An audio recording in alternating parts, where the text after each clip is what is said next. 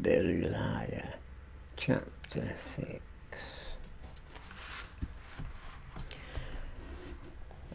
I reached Hillcrest at about 2:30 to find lunch over my mother in the kitchen, making notes for a scene about my not being home for meals. It was bacon and egg again, the traditional Saturday feast. The eggshells were in the sink tidy, and there was an air of replete doom about the house. Gran was mumbling to herself in the lounge. The old man was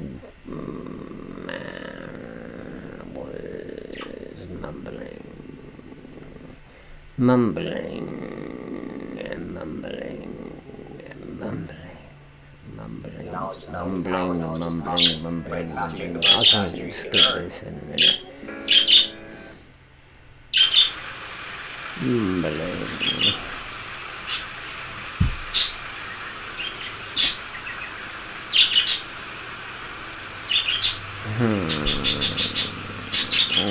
So Gran was mumbling to herself in the ground. The old man was mending something in the garage, or what he was. What time to call this? The mother asked as I opened the kitchen door. I knew my part in miserable pasture. I replied, 27 minutes past 2.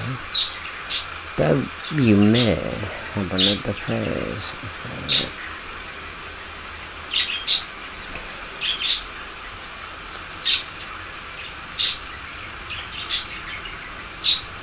I'm reflecting on answers becoming a stereotype to the question. I had an exciting moment. I added, trying to get some roof left into second. My mother was not having any. You seem to think I've nothing else to do but cook, she said, shipping a disturbing ease into a monologue so familiar to me that it sounded like I could have chatted it with her like those two men doing imitations on the radio. You come in when you like, expect to find a meal wet and clean. You don't seem to think I'm entitled to 5 minutes peace. Peace, I began, not calmly thinking what I was going to say. Anything obscure would pass for something clever. My brother cut me short. I've not sat down all morning, if I'm not sick. From the lounge, granted, if that's our Billy, there's his old raincoat, being in the bathroom all morning, 'cause that's how he started to hang up his things. I called back. What if it isn't our Billy? Where's his old raincoat being then? A grammatical pleasantry, whose full subtlety I did not expect to be appreciated, anticipated, and got no reply. The old man came to the kitchen of the garage carrying the shelf. And you can cut coming home on a dinner time instead of going around half the bloody day, he said without even looking at me. Good afternoon, father, I said with heavy civility. I was beginning to wonder why I'd come home at all. And stop being so bloody cheeky. I've just had about enough of it. He wants to give them a good hiding, teach them some manners. Called Gran from the lounge. I began to feel angry, like a caged animal being taunted with sticks. This feeling, a regular enough occurrence in this house, had several outlets.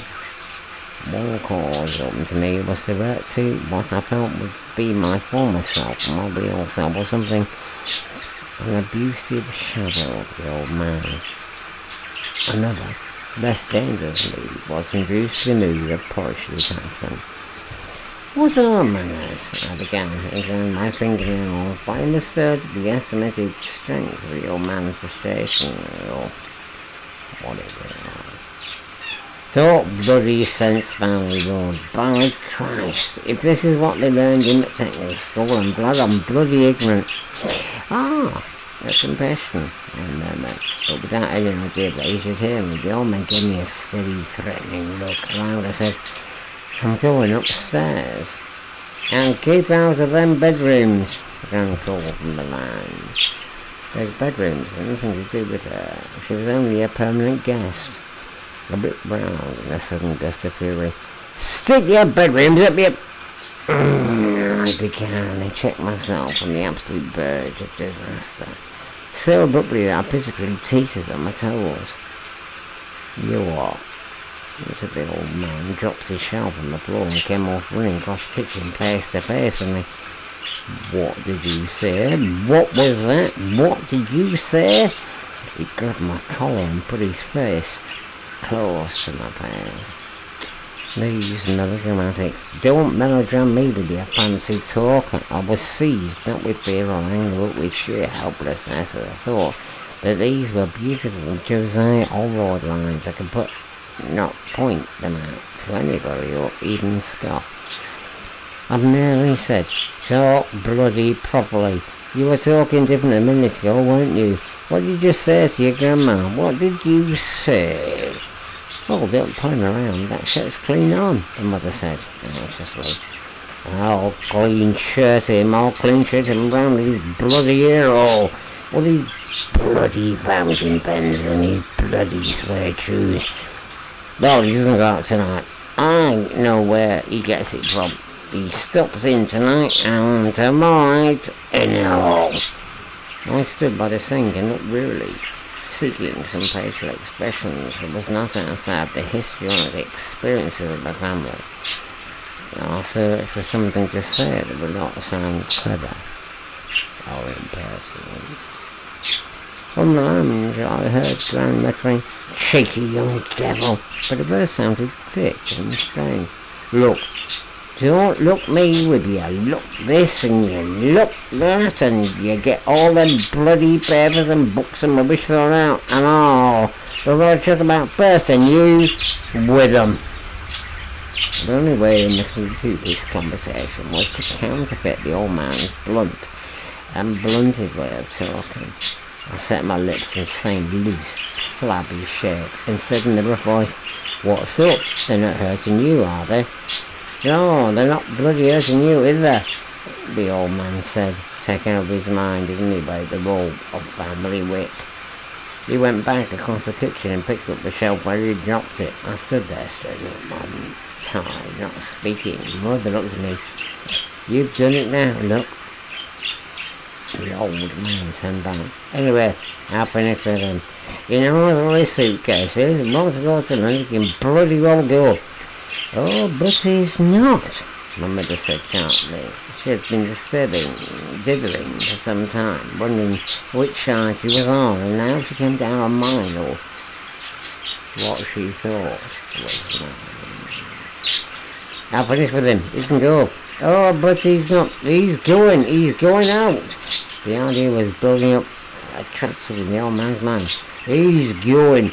"Oh, but he's not." "Oh, but he's not." "Oh, but he's not."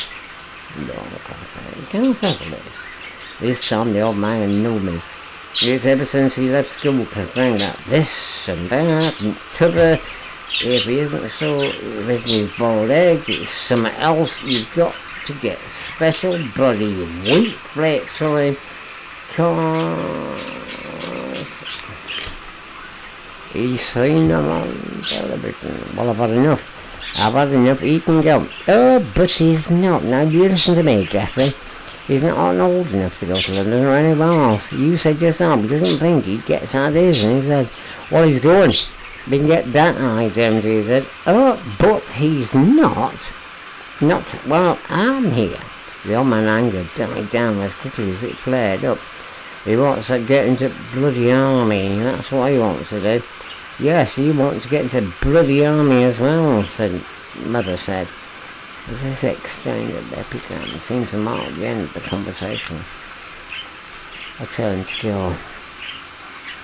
"Where's he going now?" the old man said. "I'm going to be sick," I said viciously. I went into the lounge, expecting around to toss a widow's mic and control controversy as I passed. I glanced at it as I walked in the hallway and saw at once, with a quick sense of panic, I should have saw it. I shouted, "Mother, quick!" I looked at the ceiling rather than at my grandmother. She was sitting into her armchair in a curiously rigid fashion. Her pale yellow face composed, her neck reached back. Specks of foam appeared on her lips. Her watering eyes were bulging. She was trying to cry out, but no signs came. Her skinny hands gripped the arms of her chair, and her back was arched as though she had frozen the act of getting up. My mother and the old man came rushing into the room. "Now look what you've done," my mother cried. The old man dashed over to open the window. He shouted, "You're having a bloody fit, can't you see? Get to smelling salts. Go on then, frame yourself." Like that, to get out of it, I got upstairs for the smelling salts. Grand fits, occurring nowadays with increasing regularity, always filled me with dread, and I could not help it disgust. And I had a horror that I would one day be alone with my house when she threw on, and I was often haunted by the thought of what I would do in these circumstances. Rummaging around in my mother's dressing table with smelling salts, automatically conning the contents of the drawers as she found anything in mine and hidden it. I realised the emerging from my panic was the old thought that perhaps this time Gran would die and there would be no more scenes. And I tried to push the thought out by the counting and courting method. 74, 96, my Lord is shepherd and I shall not want. Calming a little, I no longer hoped she was dead, but that she was alright, always looking right in the face of her, with the foam marks of her lips and everything looking normal. I found the green bottle of smelling salts and went down the stairs. At the turn of the stairs, scraping my shoe against the loose stair, I told myself I would count to 5, and at the end of that time she would have recovered, and I would go in. I counted slowly. 1, 2, 3, 4, 5.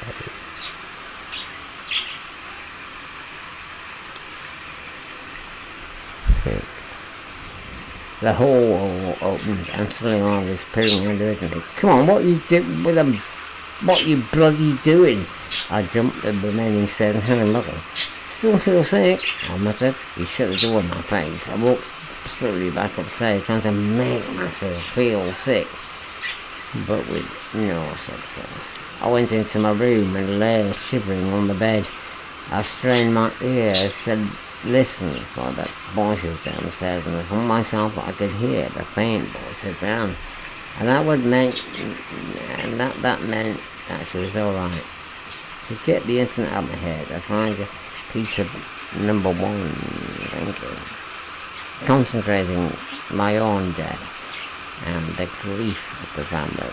It tapered out, and feeling more at ease, I began to think aggressively and then constructively, casting myself solely into the mass of the house. There was an insurance man bullying Gran, taking out a funeral policy. She was too dim to know what it was all about. I came just as the insurance man was becoming sneering, abusive. "Would you mind, sir? This lady happens to be a giver. My grandmother. And who are you?"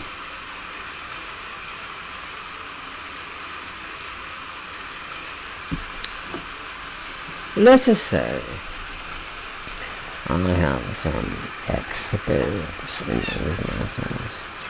By now there were definitely voices downstairs, and I heard the old man going into the garage.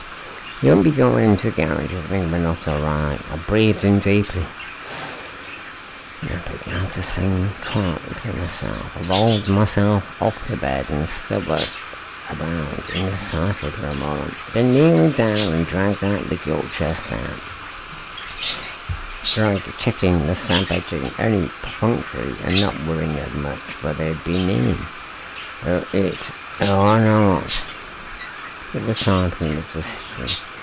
I opened the wardrobe and got down the biggest sheet of brown paper I could find.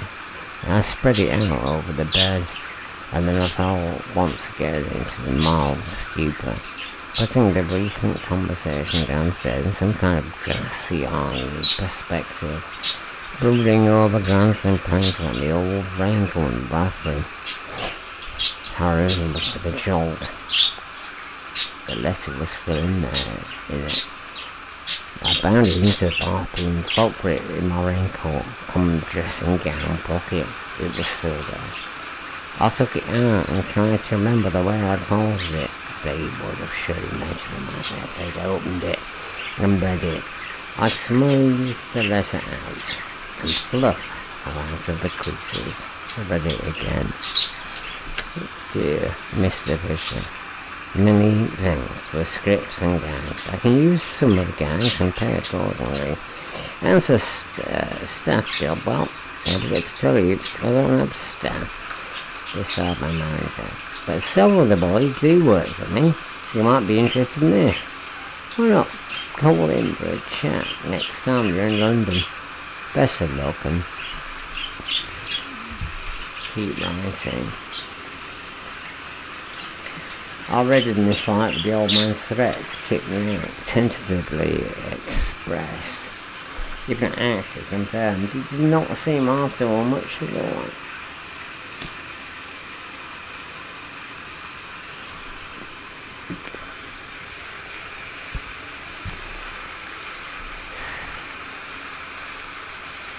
The thought of being in London began to fill me once again with apprehension.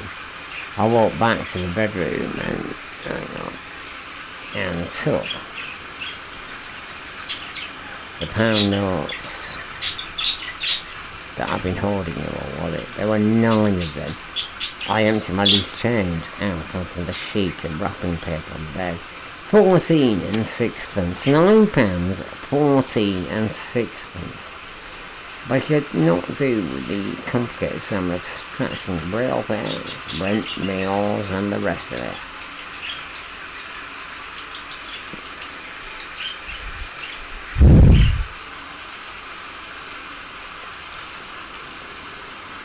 I put the money away and turned back to the gilt chest. Carefully, I winkled out a stack of about 3 dozen calendars and piled them on the sheet of brown paper. There seemed to be room for more. I got another dozen and wrapped the whole lot up, finding a length of string and the earthen-shaped bars on the bedroom mantelpiece. They made a heavy parcel, heavier than I expected. I closed the gilt chest, putting the stamp edging in a new position, and went downstairs, humping my parcel with me. In the hall, I picked up the gramophone record. I'd been there for days, waiting to go back to the shop. I went nervously into the lounge. Gran was sitting in the chair with a shawl over her shoulders, drinking weak tea and moaning posedly to show that she was still not herself. I breathed heavily with relief, and she went through into the kitchen where mother had started making scones. "Is she all right?" I said gruffly. "As all right as she'll ever be," my mother said wearily, in a monitor's voice. It's not going to be like that. She nodded towards the parcel on my own. "What's that?" "Books, papers, records," I said. "Where you going with them?" "Chucking them out like you told me to," I said, using my own monitor's voice. "Don't be silly," my mother said eagerly, and went on baking. I walked out of the house. The old man was still messing around in the garage.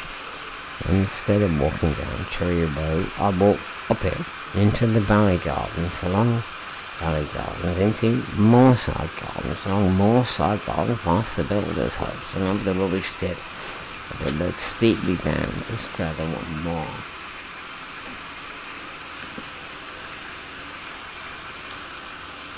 Stratham Moor was kind of a pastoral slum on the edge of town.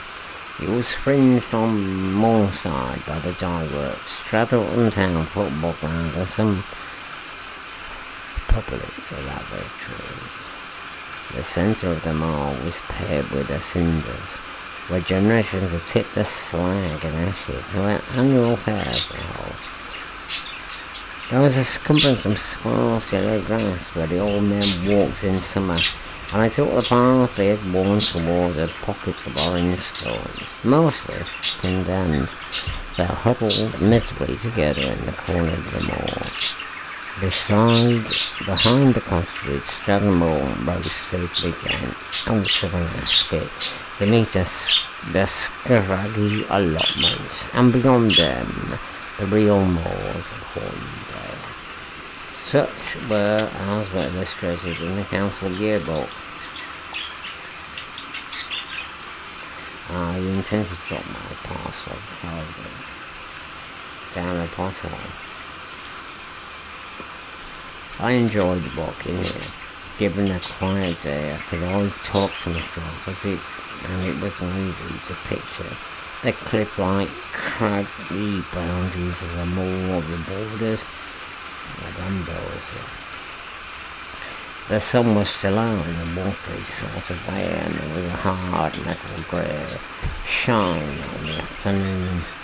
The faint waves of shouting all under the sound of the moor, not very real, as though heard federations of the night.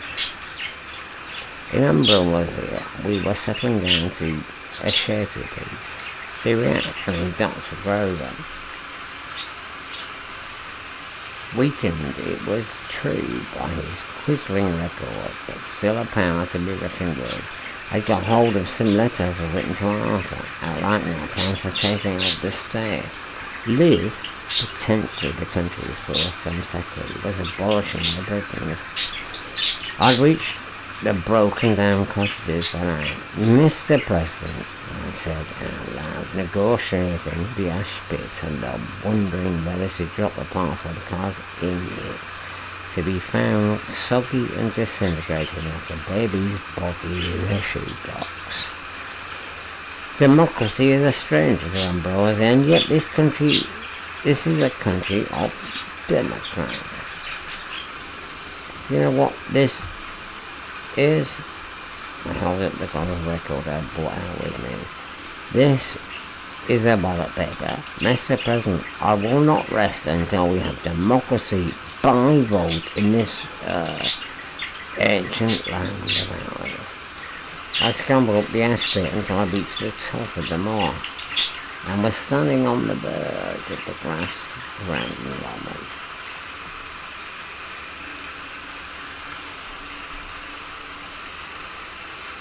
I looked down over the acres of cinder across the land and washing on the terraced end pubs, the grandstand roof of the football ground advertising bile beans and the Blackstone police stations. We will rebuild, I began in the ringing voice. I heard a slight crunching was behind me and turned around. A rough path of stone chippings led to the plots of beetroot and the big blue cabbages towards the tuffy moorland. Staggering among the path like some lost shepherd, doubtless living his own private dreams as Dr. Johnson or George Barrow or somebody came, councillor Duxbury himself. Dabbing his streaming eyes and clutching his gnarled stick, my heart missed a beat, and I wondered quickly how many beats it had missed this day, and whether it could only miss so many beats before you were dead, and if so, how far I was off the talking. There was nothing to dodge behind unless I cared to jump back into the ash pit. But in any case, he had seen me. I composed my face. The look of as though I wasn't doing anything, and tightened my grip of the suddenly enormous parcel of calendars under my arm. Councillor Duxbury came flapping down the path, raising his stick and saying, "Afternoon, lad," he called in his rich, so-called Yorkshire village voice. "Afternoon, councillor," I called in a robust voice. "It's a sunny one this, up on Mars watching football." "No, I'm just bound for a walk over it tomorrow," talked Count Duxbury in his own dialect, half mockingly, half compulsively, usually goading myself into internal hysterics whenever I thought how I'd reproduce the conversation to Arthur later. "What has got there to ground you?" pointed with his stick on a parcel. His old face set in the serious, deadpan expression that had won him his tiresome reputation as a wag. Again, his old chamber. "No. Oh, gramophone records," I said, wildly producing the one record I did have as proof. He did not ask me where I was taken. "I dare one out like that," he said. His memory had been jogged so many times by echo interviews that he now regarded every statement as a cue for his reminiscences, and no longer bothered to ask when I was mad or 40 years ago. There were now like that. We had to make our own music if we wanted it, else go without. He must realize that he was himself an old gramophone that had just kicked back into action. I was not sure that he knew who I was. Entirely lost himself, he began to mumble about the Messiah, and I let him, full of frothy self-congratulations, because I'd be the one-up on Arthur. Next Duxbury room team came up. No, they were not like that. He stopped at last and wiped his nose, making a rich light with a coloured handkerchief at the side of the bed sheet. He paused, ring sniffs, and shot me what he imagined to be a playful glance. The expression he always wore when he asked people how old people he was.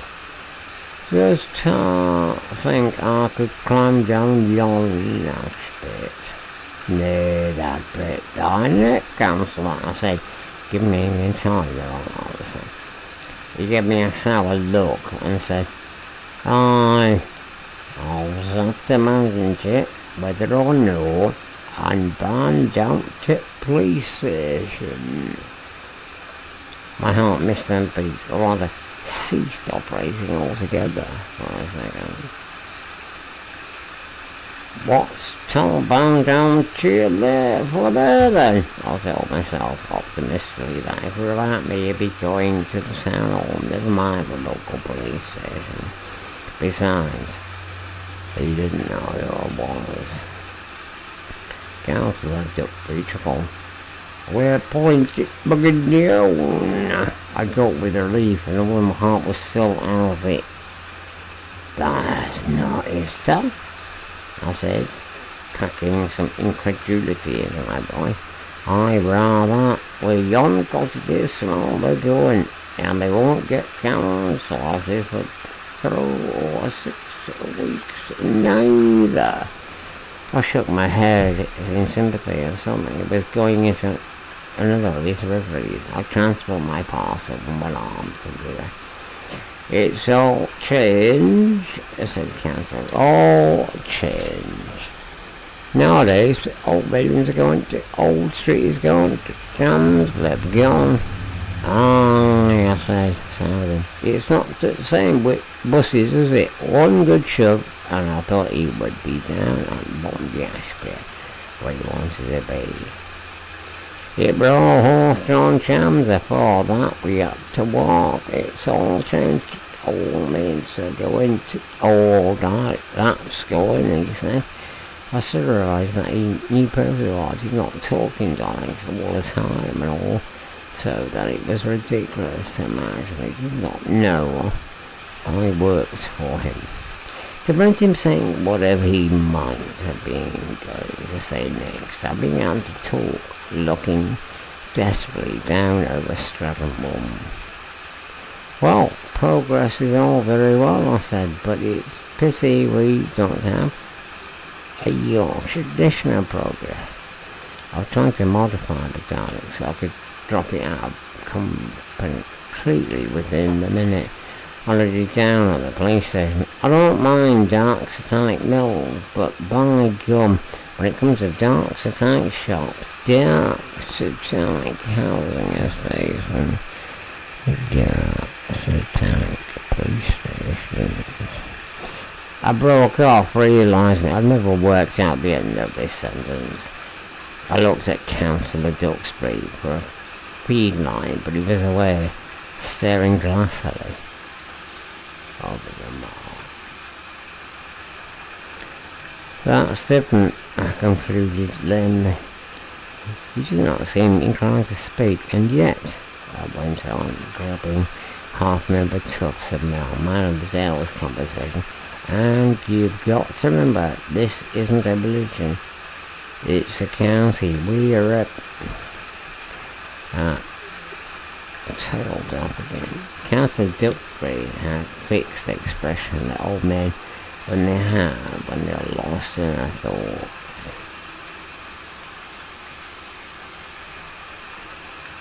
Or whether they claim they are thoughts. Not listening to a word I was saying, a quick gust of wind swept around our ankles, out of my mouth to speak again, remembering another bit, and then suddenly, without moving, he carved straight into a monologue. There's a right one way, them gliders, and jar.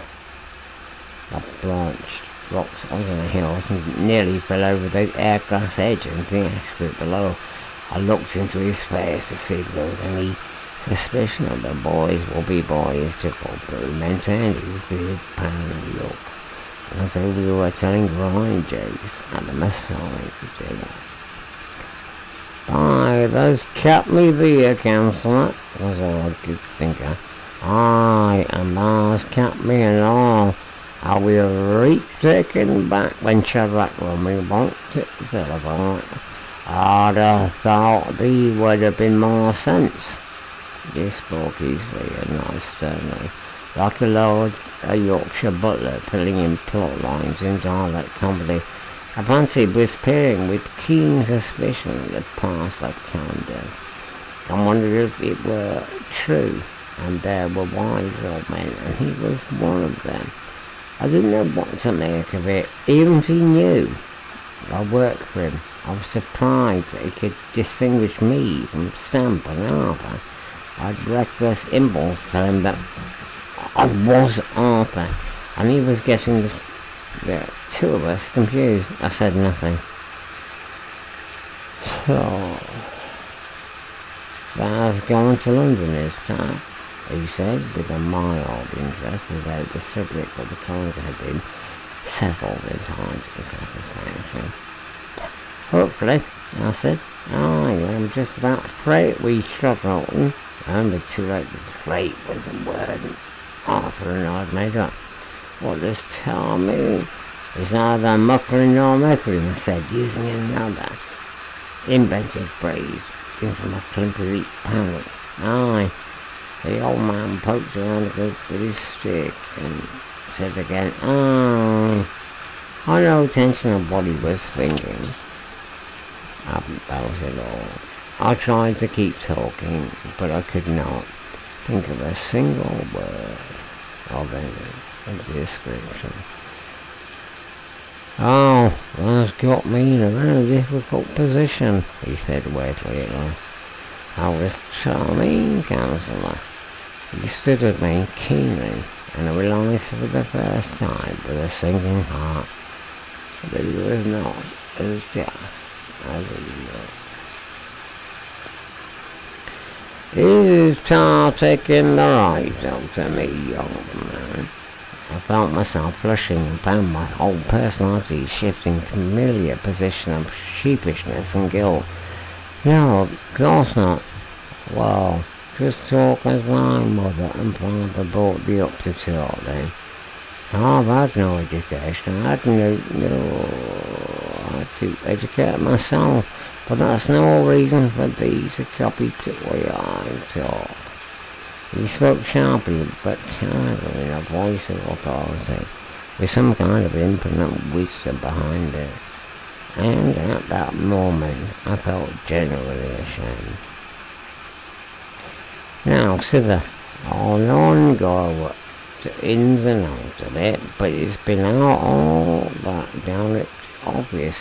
But you'll check it right there, things out about where we be father about it, what I said to that. Don't know. I must have hanging my head, and I wondered how would should ask him, but actually begging for mercy, not so real man. Well, don't look as though I've lost a bob and felt sixpence, but I was not dead yet. I looked up at him and gave him a little thin, grateful smile. Straighten that buckle up, that's better now, sir. I don't know what I'll do. I want to think about it what's best, but thither he took my arm. I did not feel embarrassed. I was able even to look steadily into his eyes. Sir, you're a young man, and I've got a long way to go, but I can't do it but soon. Now think on. He released my arm, leaving me to feel that he had said something sage and shrewd, although I was unable to fathom quite what he was getting at. He was stuffing his handkerchief into his overcoat pocket, preparing to go. I did not want him to go. I did not feel afraid. I felt a kind of tentative I want him to get along with these old man's always telling the things I should do. My grandma's poorly, I said suddenly, without even knowing what I was looking about. I was looking, did not seem to hear. I'm glad to have the chance of talking to them, he said, and he turned and began to lick his gently down the gentlest side of the ash pit, feeling the way with his shiny stick. Halfway down, he turned back and looked at me. Think on, he said. I looked down after him, only just beginning to realise that for the first time I wanted to tell somebody about it, and I could very probably have explained it all to him.